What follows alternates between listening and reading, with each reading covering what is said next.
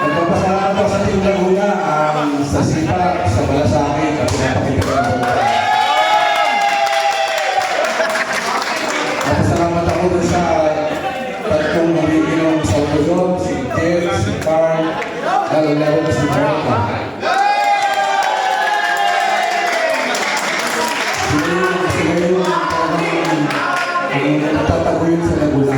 Ako ito rin lang papunta kay Boss Ed Kaamit. Ang talagang trabaho ay diskarte sa tatlong yun. Kung wala yan, wala yan lang. Ako yung napasok lang, nag-isip lang lang yung ano yung presyo pinapasok ko sa ila. Sana magawa natin buong sa ito sa mga para natin palang isa natin. Gaya ng buwak na yan. Kaya mga